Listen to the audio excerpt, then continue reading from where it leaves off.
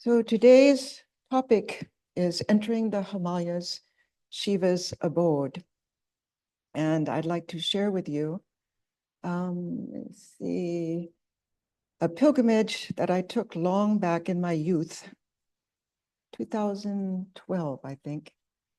And so let us begin on this pilgrimage together.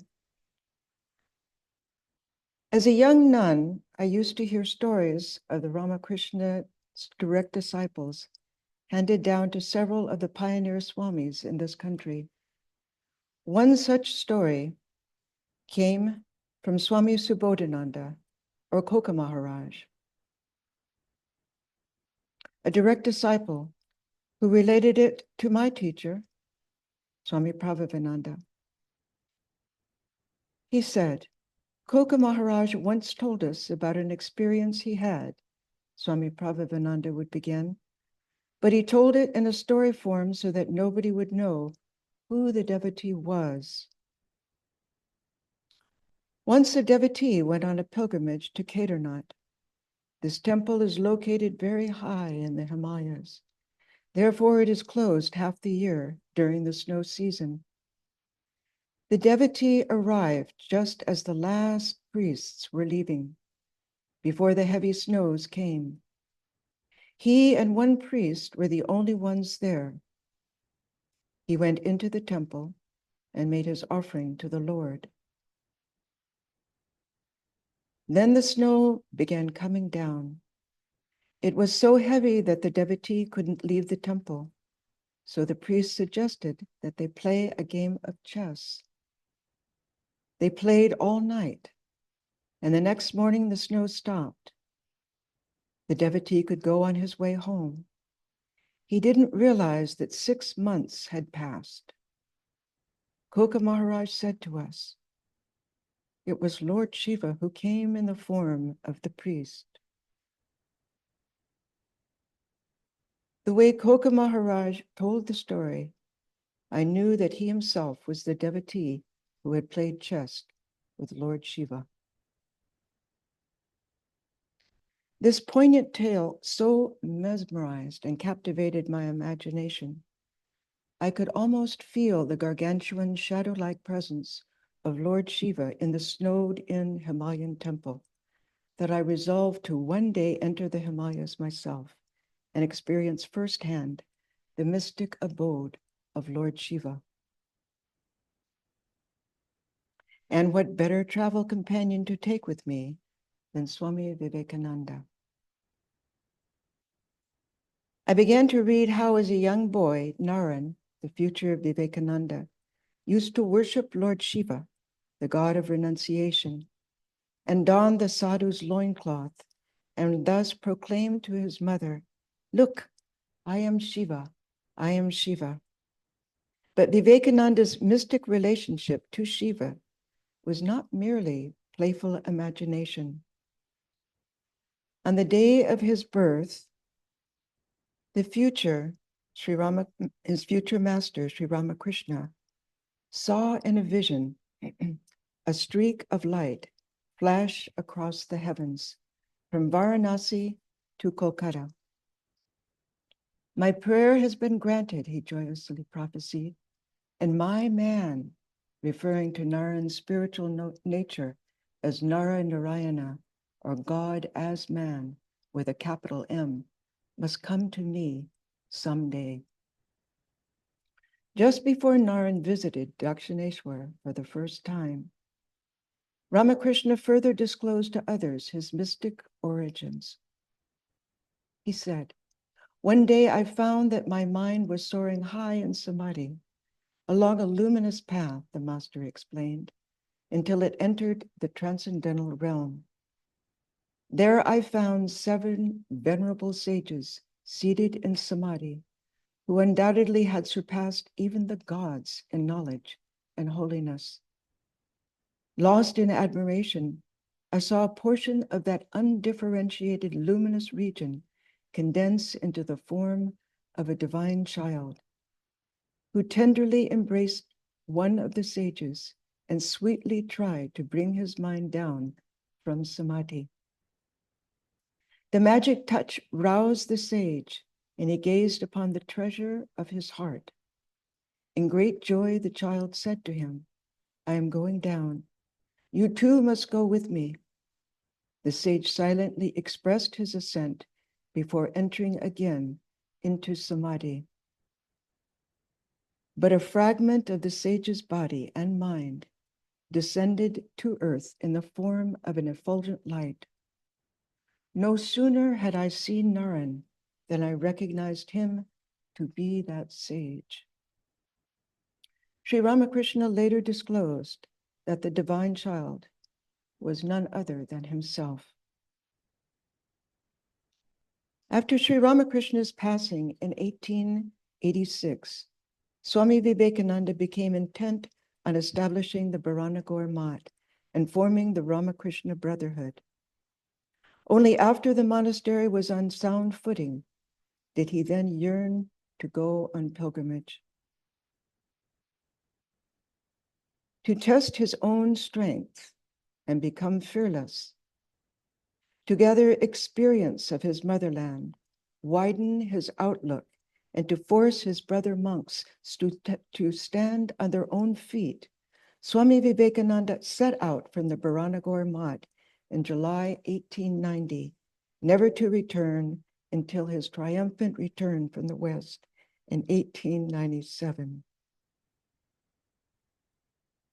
Repeatedly, the desire arose within him to enter the Himalayas, irresistibly drawn as he was to Keter Badri, Almora, and after his second visit to the West, Mayavati, among other remote Himalayan places of pilgrimage. The inspiration drawn from such mountains was not lost on Swami Vivekananda. Once, when asked why, in spite of India's grand non-dualistic Vedanta philosophy, Hindus remained idolaters, the Swami turned on the questioner with flashing eyes. Because we have the Himalayas. The Swami had himself experienced firsthand that such unparalleled beauty and majesty in nature simply compelled one to kneel in reverence and worship it. And so the memory of Swami Subodhananda's haunting narrative and Vivekananda's own attraction for the Himalayas beckoned me to enter the Himalayas on 3 separate pilgrimages, my final destinations, Almora and Mayavati, places closely associated with Swami Vivekananda and Lord Shiva.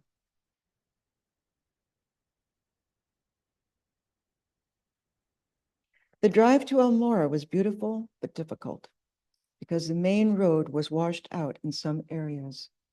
Govind, my driver, and I took the narrow local road, past an interminable number of roadside stalls, herds of goats, cows, and ponies, and local women gathering loads of firewood kindling to then balance atop their heads as they gingerly made their way home.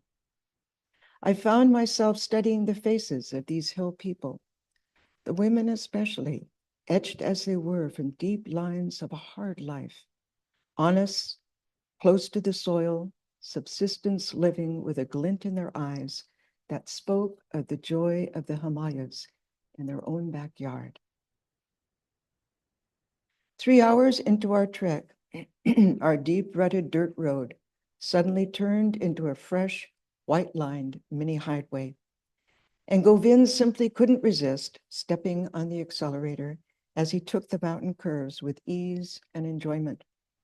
So I settled back to brace myself for 2 hours of tight mountain curves and a climb in altitude. With one wary eye open, I spotted Almora's resort bungalows dotting the lush green rolling hills. The colors of the landscape were stunning, a primary green reaching up to touch the intense sky blue heavens, splashed with white billowing clouds. At last we rounded a bend, and there was the town of Almora before us. The hillside cottages, a canvas of tiny square splashes of sherbet, greens, blues, yellows, and pinks. What a delight. A paradise nestled deep in the Himalayas. I must have dozed off because suddenly Govind awakened me with, "We're here." It was after 3 o'clock, as the nuns of Sarada Mat Almora quickly came out to the gate to greet us. Pravrajika Pravrajika, the tiny, smiling Mataji in charge, immediately took my hands in hers. We both realized that we had met each other in 1979 at Sarada Mat's headquarters in Dakshineshwar. And for the next 10 minutes, we hugged and marveled how time had changed us. After a quick lunch, Pravrajika took me to my guest quarters, which was quite basic and obviously little used. I was the Mat's first and only American sannyasini guest. Altogether, there are 3 guest houses at the Sarda Mat hill station, 2 for women and 1 for their Mat driver, where Govind also stayed. All 3 buildings stand erect on the hillside, connected by steep steps and dirt pathways, winding through a garden of wild cosmos, marigolds, roses, and geraniums, while potted plants line the periphery of a horizontal patch of lawn around the convent itself.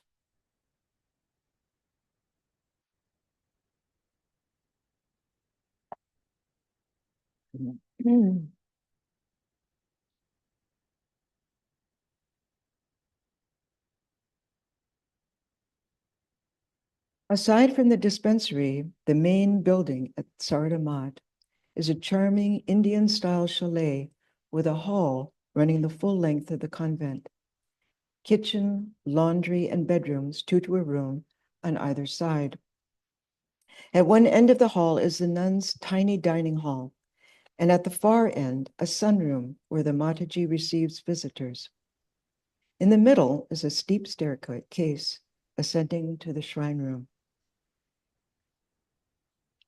At Arati that evening, the nuns singing to the accompaniment of harmonium and cymbals was utterly sweet and elevating. And to add to the ambiance, the meditation hall was lit by only candlelight and a single solar lamp. Such an intimate space, along with the eloquent silence of the Himalayas, made for a meditation time that would lure me back each evening at the same time. The next morning, as I made my way down the hill to meditate, I spotted Nandi Devi, the highest snow peak in the range before us, at almost 26,000 feet. By what majesty it rose up from the mist and white cloud cover near its base. After breakfast, I climbed atop the homeopathic dispensary's roof and sat all morning, gazing out across the valleys and hills to the distant white gods and goddesses. At times, Trishul, Shiva, at 23,500 feet, also emerged from the veil of clouds, moving in a dreamy current before my eyes.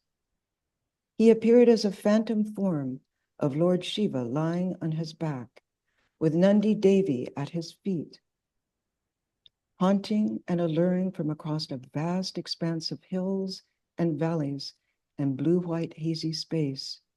His noble ethereal presence is altogether immediate, imminent, as it enters the heart to make his subtle body felt.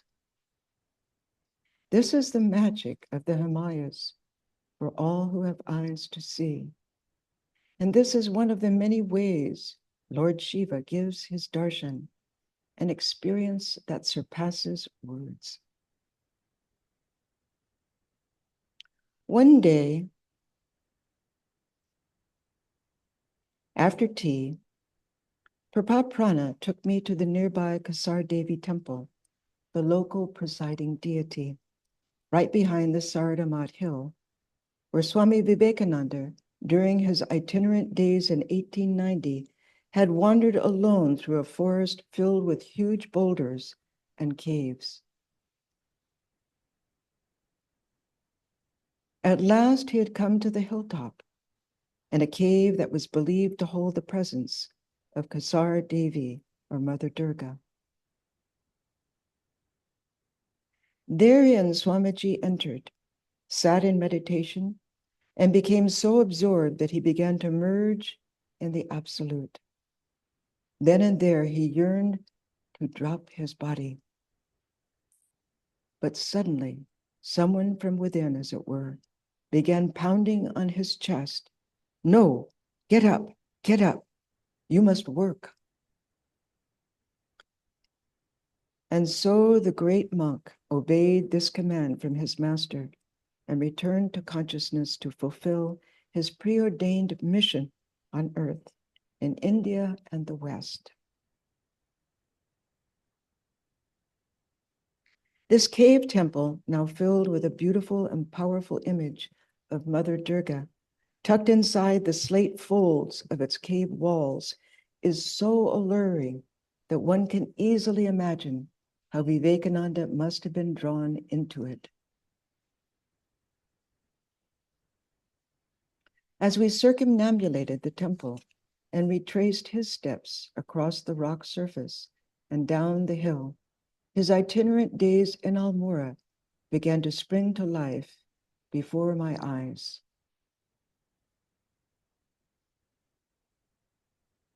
I surveyed the ground upon which he had walked, inhaled the air he had breathed, and touched the image of the goddess whose presence he had experienced.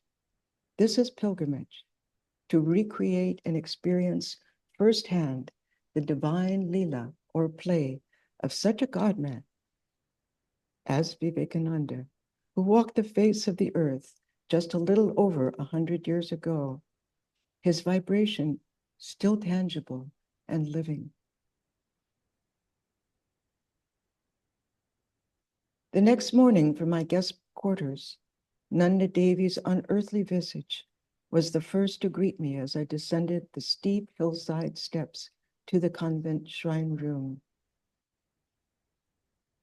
After breakfast, Brahmaprana and I, with Govind as our driver, began our day-long pilgrimage. Our first stop was Patel Devi,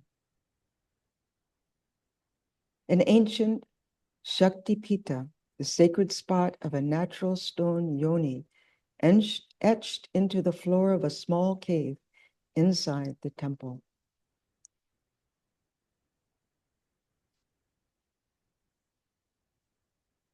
Here also Swami Vivekananda had come in the fall of 1890 after his stop at the nearby cave of Kasar Devi.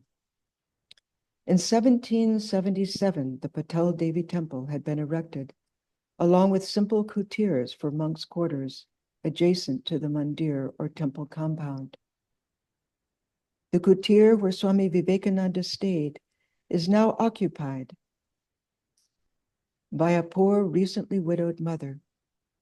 The local temple authorities have taken pity on this woman and her child and gave permission for them to stay in one of the monks' quarters and clean the temple premises in return for this special favor. It was at the spot of the Patel Devi temple that Vivekananda first received word that a telegram had arrived at Lala Bhadra Shah's Almora home, divulging the shocking news of his sister's suicide. The Swami, torn with agony, was suddenly awakened to the plight of Indian women and later worked towards women's upliftment. In India as part of his mission on earth.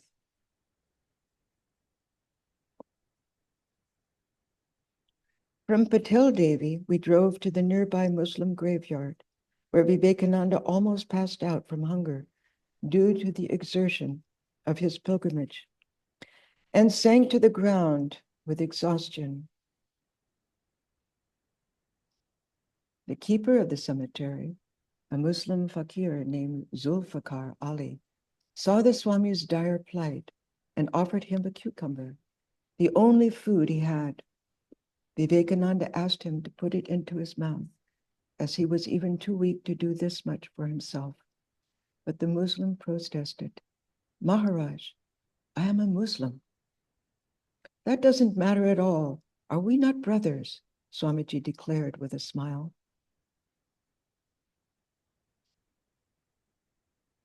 On that spot, Gertrude Sen, wife of the renowned scientist Boshi Sen, erected a memorial to immortalize Vivekananda's boundless gratitude toward this moonless Muslim fakir to whom he owed his life. One could say that this simple monument is a testament to this living example of Advaita Vedanta, or what interfaith understanding can bring at its root level. From there, we drove a mile or two to the Ramakrishna Mission Kutir and descended the steep staircase past the library and guest cottages to the temple, erected on the spot where Swami Turiyananda had stayed for 7 years after Swami Vivekananda's Mahasamadhi in 1902. His bed, upon which his photograph rests against the bed pillow, is to the left of the main altar. To the right is a dazzling painting of Mother Durga, the protectress of the universe. On the left wall of the inner shrine and chapel are 2 wall-mounted glass cases where the Swami's personal articles are kept. Everything from safety razor, shaving cream bottle, food utensils, and spectacles to well-worn slippers and a crucifix, darkened with the years. It was difficult to leave one's seat of meditation. The atmosphere resonated with the sound of silence, palpably tranquil, like the shimmering calm of a vast, placid lake. The Swami established this sacred space of utter peace in Almora, as well as at Shanti Ashram. Here in Northern California, a retreat must for any seeker who hankers for solitude and deeper meditation.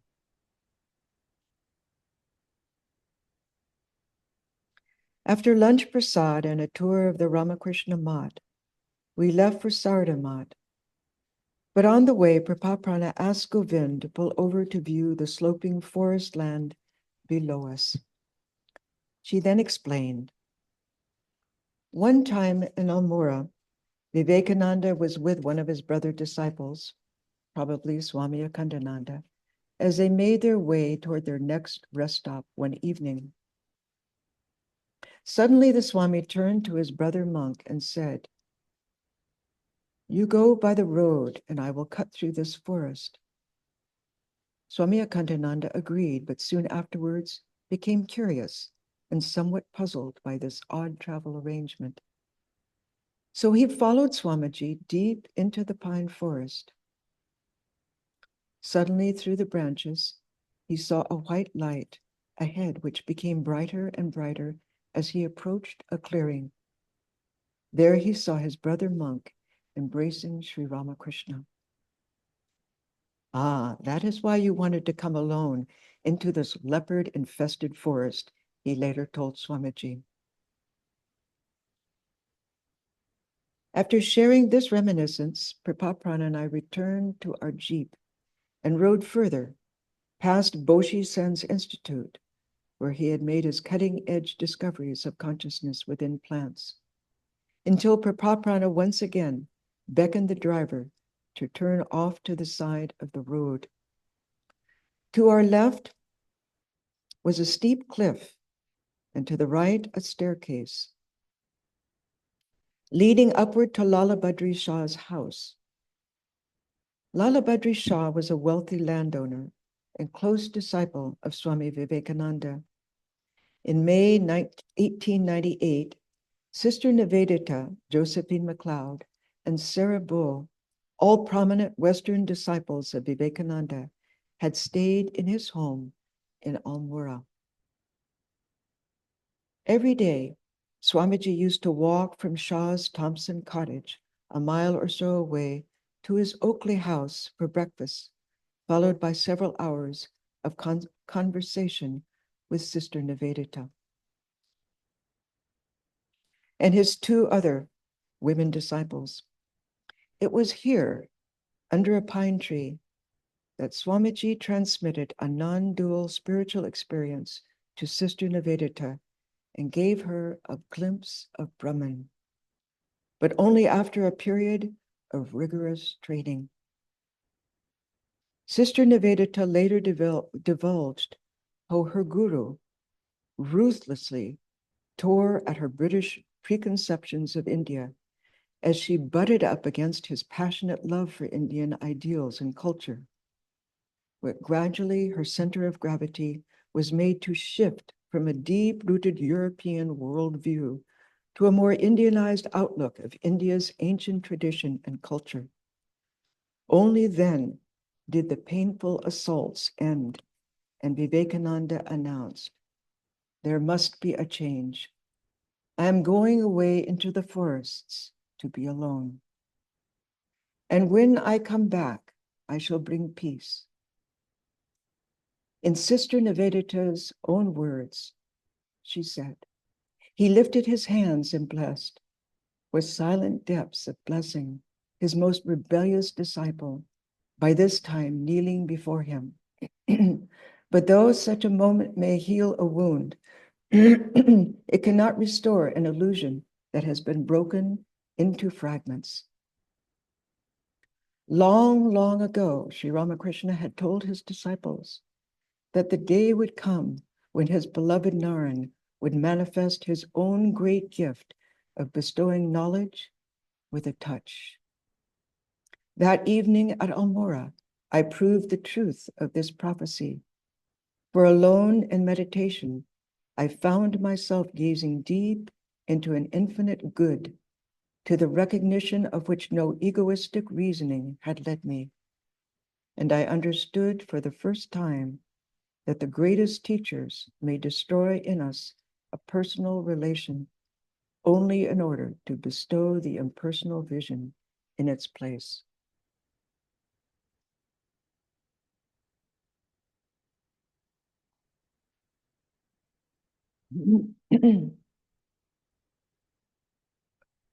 Today, Lala Bhadra Shah's home has become a hotel run by the Shah family. The proprietor greeted us as Pravrajika and I climbed the stairs and walked to Sister Nivedita's corner room.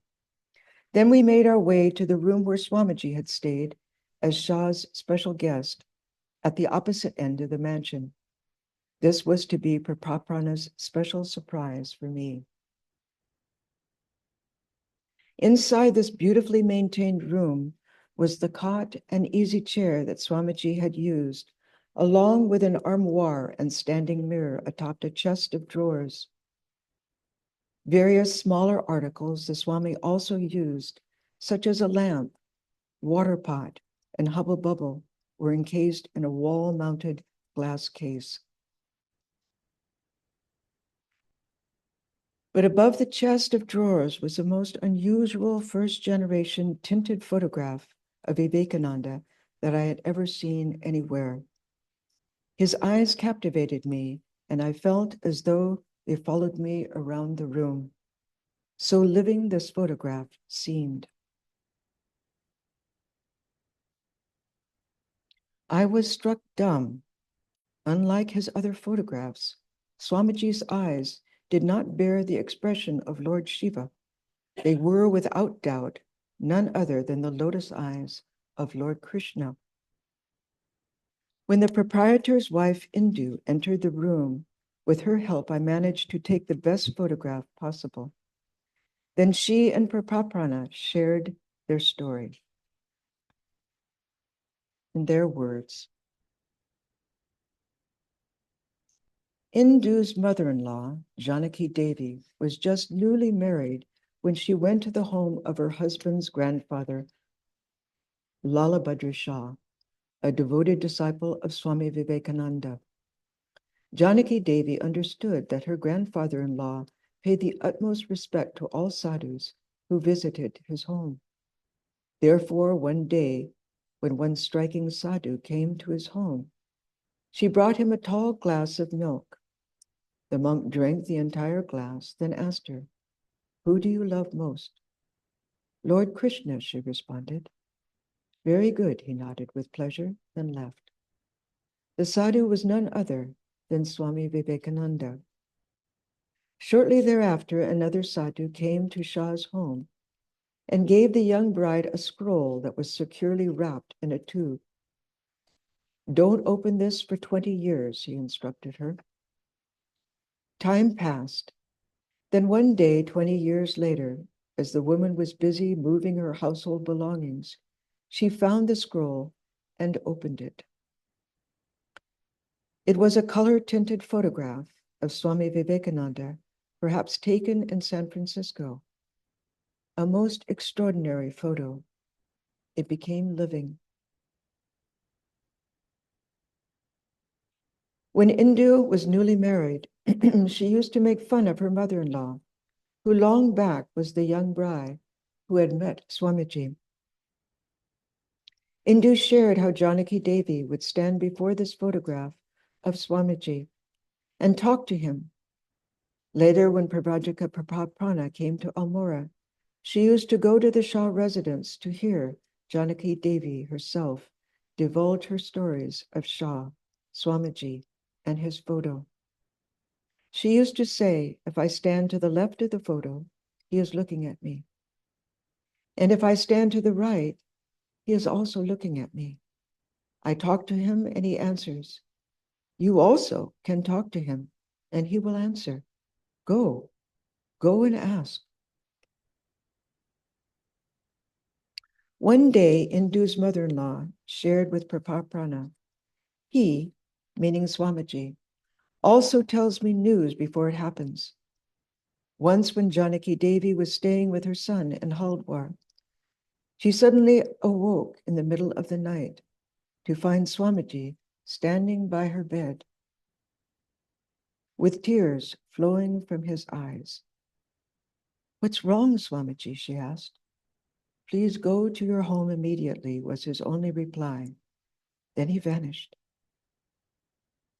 Thereupon the woman awoke her son and insisted that they begin their journey to Almora immediately, in spite of all his protests. When they arrived, she found her husband, who was Lala Badri Shah's grandson, on his deathbed. She gave him Ganges water, and he soon breathed his last. Such was how this photo of Swami Vivekananda became living and guided her life.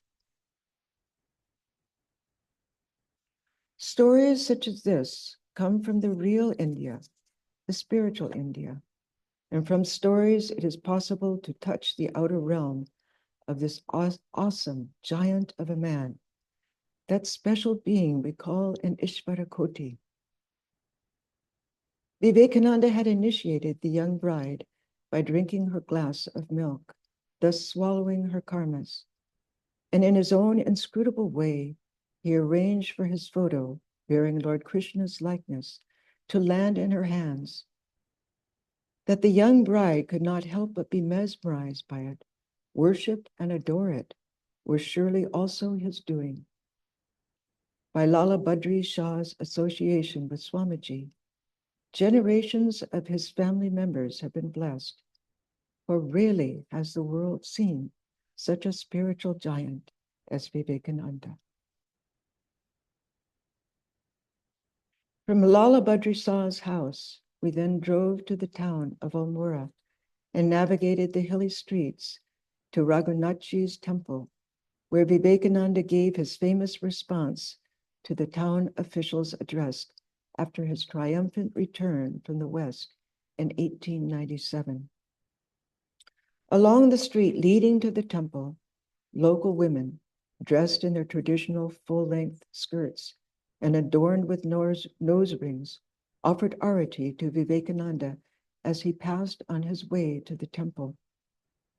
Suddenly, Swamiji recognized the Muslim fakir in the crowd and offered him some money in token of his gratitude for saving his life 7 years earlier. To also honor this special occasion of their hero monk's return to India, the Almora sweetmeat shop owners offered barrels of sweets free of charge to Lord Raghunathji, and the prasad was then distributed to the thousands who had gathered there. 100 years later, in 1997, this celebration was reenacted. It is said in the Puranas that one of the 12 Jyotirlingas, pillars of light, is deep within a deodar forest. The deodar tree literally means tree of God. It is believed that this Jyoti Shiva Linga, a natural emblem arising from the earth, is Jageshwara Shiva, once visited by the great seer philosopher Shankara in the 8th century CE, and now worshipped within an ancient stone temple compound next to the Koshi River.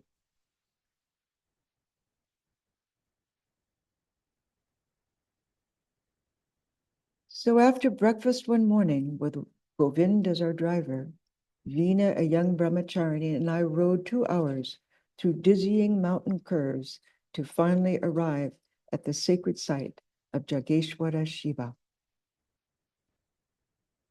a temple compound that strangely emanated the same atmosphere as that of Badri Narayana, one of the 4 Pitas of the Shankara order, deep in the Himalayas near the China border.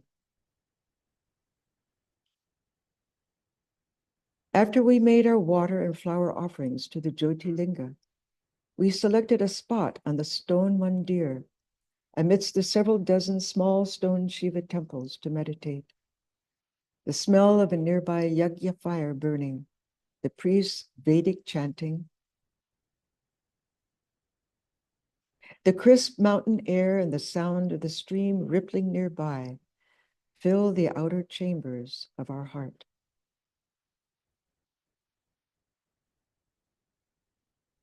At last we descended to the river to sprinkle ourselves with the sacred water of the Koshi River before wending our way back down the mountainous route to Sardamat.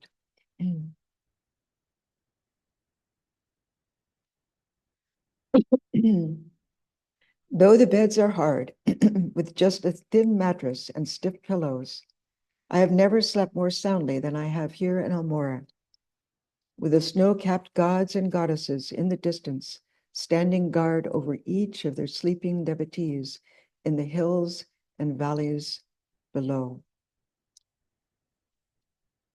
Complete stillness and tranquility reign as the night lights of bejeweled Almora glisten and twinkle below a rising Shiva moon. The next morning, after our breakfast tiffin, with Pravrajika Brahmaprana as my guide, we started by jeep to Kakrigat,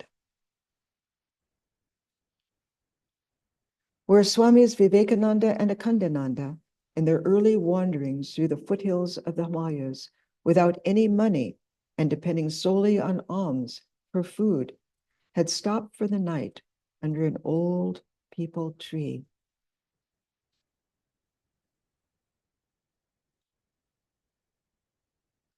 Kakrigat is where the Koshi River meets the Sual River, an auspicious confluence. This place is wonderful for meditation, Swamiji told his brother. Washing his face, hands, and feet, he said, "You can bathe, but I shall meditate here." And immediately he became absorbed in meditation under the peepal tree. After 45 minutes, he returned to normal consciousness.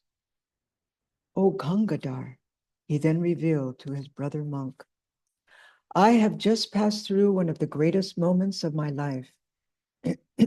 Here under this peepal, one of the greatest problems of my life has been solved. I have found the oneness of the macrocosm with the microcosm. In this microcosm of the body, Everything that is there in the macrocosm exists. I have seen the whole universe within an atom.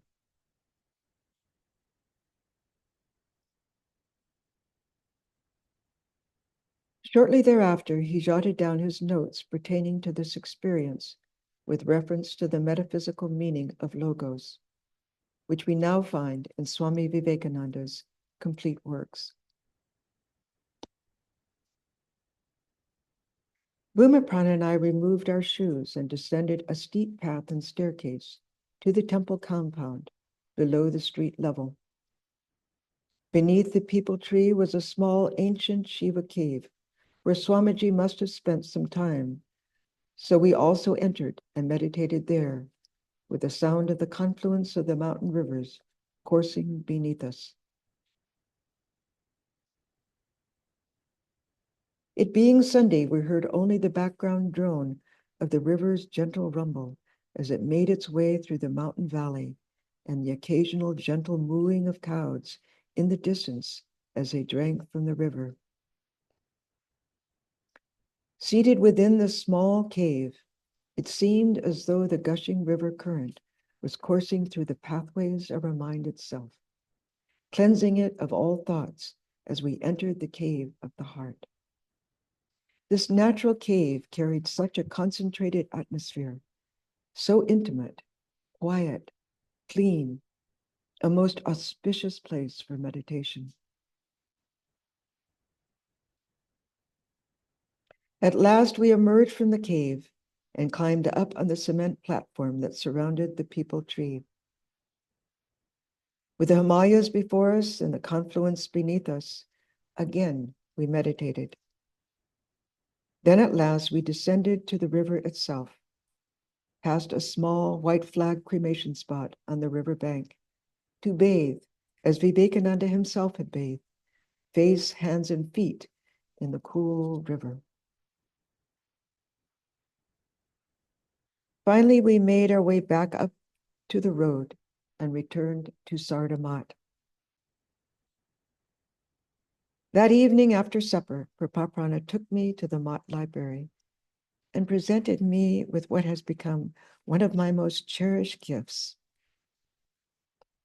a second-hand generation print of Vivekananda in his aspect as Lord Krishna, the same photo that had become living to the young bride Janaki Devi and Lala Badri Shah's home. My pilgrimage to the Himalayas was complete.